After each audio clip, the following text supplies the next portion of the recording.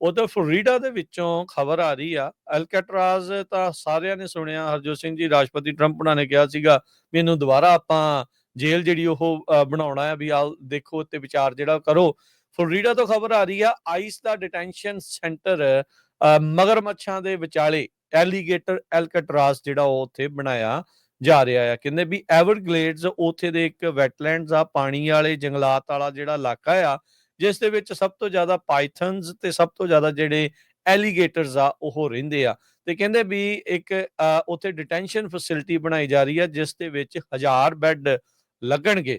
ਤੇ ਉਹਨਾਂ ਦੇ ਜਿਹੜੇ ਲੋਕ ਆ, ਉਹ ਜਿਹੜੇ ਇਸ ਦੇ ਅਧਿਕਾਰੀ ਆ, ਕ੍ਰਿਸਟੀ ਨਿਹੋਮ ਆ, ਉਹਨਾਂ ਨੇ ਕਿਹਾ, ਤੇ ਨਾਲ ਜਿਹੜੇ ਐਲੀਗੇਟਰ ਐਲਕਟਰਾਜ਼ ਨੂੰ ਚਲਾਉਣ ਵਾਲੇ ਅਫੀਸ਼ੀਅਲਸ ਆ, ਉਹਨਾਂ ਨੇ ਕਿਹਾ ਵੀ ਭਾਈ ਹੁਣ ਤੁਸੀਂ ਭੱਜ ਨਹੀਂ ਸਕਦੇ, ਭੱਜੂਗੇ ਤਾਂ ਮੋਹਰੇ ਤੁਹਾਡੇ ਹੋਊਗਾ ਐਲੀਗੇਟਰ ਤੇ ਨਾਲ ਦੇ ਨਾਲ ਹੋਊਗੇ ਤੁਹਾਡੇ ਉੱਥੇ ਪਾਈਥਨ, ਸੋ ਕਿਸੇ ਪਾਸੇ ਨੂੰ ਵੀ ਜਿਹੜਾ ਉਹ ਤੁਸੀਂ ਨਹੀਂ ਜਾਓਗੇ।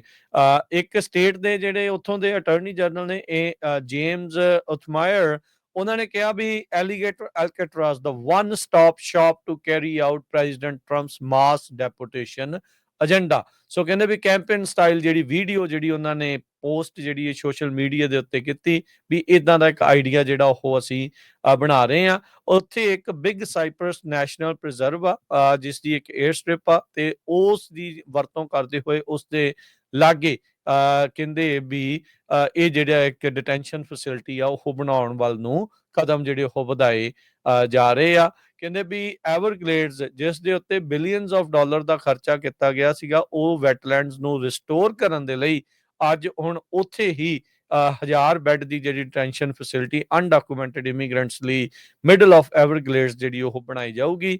ਕਈ ਲੋਕਲ ਅਧਿਕਾਰੀ ਤੇ ਜਿਹੜੇ ਇਨਵਾਇਰਮੈਂਟਲਿਸਟ ਆ, ਉਹਨਾਂ ਨੇ ਇਸ ਦੇ ਉੱਤੇ ਜਿਹੜੇ ਸਵਾਲ ਚੱਕੇ ਆ, ਉਹਨਾਂ ਨੇ ਇਸ ਦੇ ਉਲਟ ਜਿਹੜੀ ਗੱਲ ਕੀਤੀ। ਕਹਿੰਦੇ ਵੀ ਇਹਦੇ ਨਾਲ ਜਿਹੜੇ ਵੈਟਲੈਂਡਸ ਆ ਉਹਨਾਂ ਨੂੰ ਨੁਕਸਾਨ ਜਿਹੜਾ ਉਹ ਪਹੁੰਚ ਸਕਦਾ ਆ।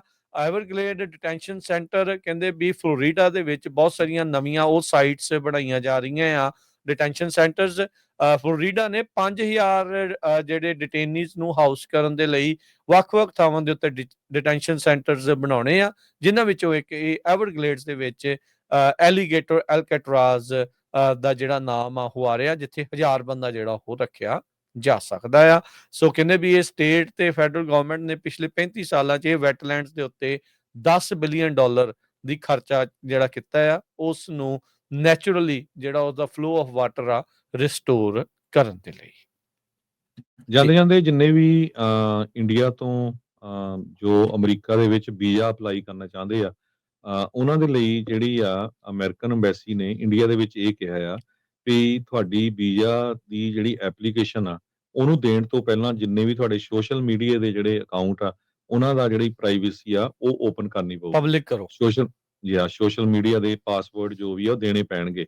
ਸੋ ਬਹੁਤ ਸਾਰੇ ਲੋਕ ਅਮਰੀਕਾ ਨੂੰ ਬਦਨਾਮ ਕਰਦੇ ਹਰਜੋਤ ਸਿੰਘ ਜੀ, ਪਾਸਵਰਡ ਨਹੀਂ ਦੇਣੇ ਪੈਣੇ, ਉਹ ਪਬਲਿਕ ਕਰਨੇ ਪੈਣੇ, ਤਾਂ ਜੋ ਅਧਿਕਾਰੀ ਜਿਹੜੇ ਉਹ ਸਾਰਾ ਕੁਝ ਉਹਨਾਂ ਨੂੰ ਜਿਹੜਾ ਉਹ ਦੇਖ ਲੈਣ।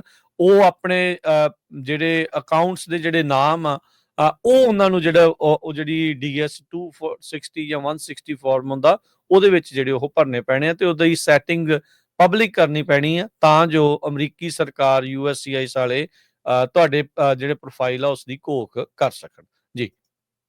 ਸੋ ਇਹ ਧਿਆਨ ਰੱਖੋ, ਬਹੁਤ ਸਾਰੇ ਜੋ ਅਮਰੀਕਾ ਦੇ ਉਲਟ ਬੋਲਦੇ ਰਹਿੰਦੇ ਆ, ਅਮਰੀਕਾ ਦੇ ਉਲਟ ਕਿੱਦਾਂ ਦੇ ਬਿਆਨ ਦਿੰਦੇ ਹੈਗੇ ਆ, ਜਾਂ ਕਿਸੇ ਤਰ੍ਹਾਂ ਦਾ ਕੋਈ ਟੈਰਰਿਜ਼ਮ ਵਧਾਉਣ ਦੀ ਗੱਲ ਕਰਦੇ ਹੈਗੇ ਆ, ਟੈਰਰਿਜ਼ਮ ਨੂੰ ਸਪੋਰਟ ਕਰਨ ਦੀ ਗੱਲ ਕਰਦੇ ਹੈਗੇ ਆ, ਤੇ ਤੁਹਾਨੂੰ ਜਦੋਂ ਵੀਜ਼ਾ ਮਿਲਣਾ ਇਹ ਉਹਨਾਂ ਨੇ ਸਾਰਾ ਕੁਝ ਸਕੈਨ ਕਰ ਲੈਣਾ ਹੈਗਾ ਆ। ਅਮਰੀਕਾ ਦੇ ਵਿੱਚ ਵੀ ਕਈ ਅਮਰੀਕਾ ਦੇ ਵਿੱਚ ਹੀ ਸਾਰਾ ਕੁਝ ਉਹੀ ਕੰਮ ਕਰਕੇ ਰਹਿ ਕੇ ਫਿਰ ਅਮਰੀਕਾ ਦੇ ਉਲਟ ਜਿਹੜੇ ਆ ਬੋਲਦੇ ਰਹਿੰਦੇ। ਕਾਰਲ ਮਾਰਕਸ ਦੀ ਜਿਹੜੀ ਆ ਉਹ ਇੱਕ ਤਰ੍ਹਾਂ ਨਾਲ ਸਿਫਤਾਂ ਕਰਦੇ ਰਹਿੰਦੇ ਆ।